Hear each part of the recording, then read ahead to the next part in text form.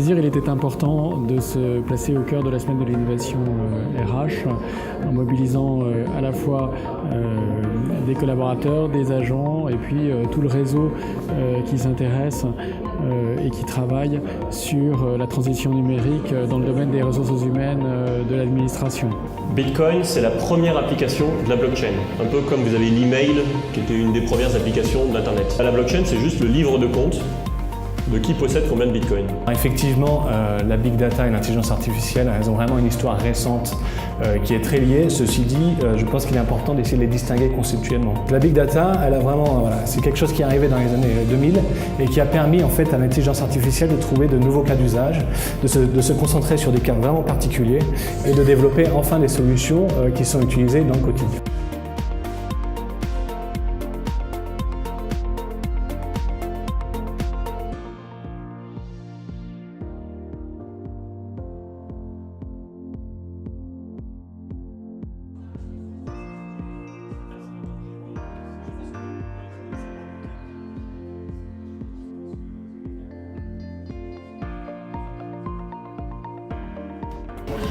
On a beaucoup de données en fait en matière RH qu'on sous-exploite. La question c'était plutôt comment est-ce qu'on peut mieux prédire nos besoins.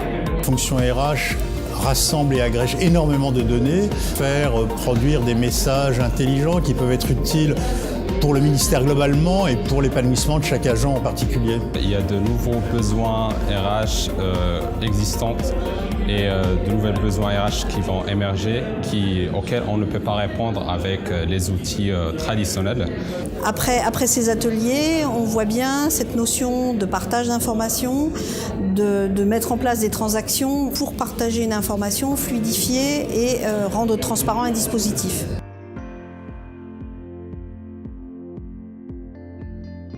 La liberté d'échange, l'écoute, les outils de créativité proposés par les animateurs, ça décloisonne nos idées préconçues en fait. L'organisation, la qualité des intervenants.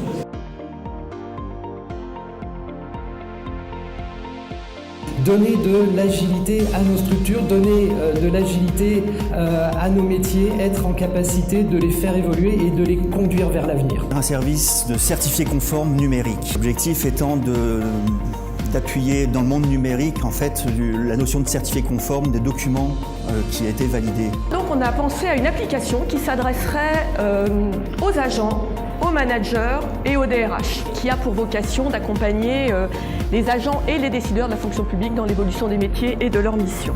La promesse de ce projet présent, c'est de permettre aux collègues d'Emmanuel de faciliter le don de jour de congé à leurs collègues qui en a besoin. Rubix, et dont l'intérêt est de devancer la mobilité. Comment faire pour que les managers puissent recruter plus facilement et que les agents puissent trouver des postes qui les intéressent.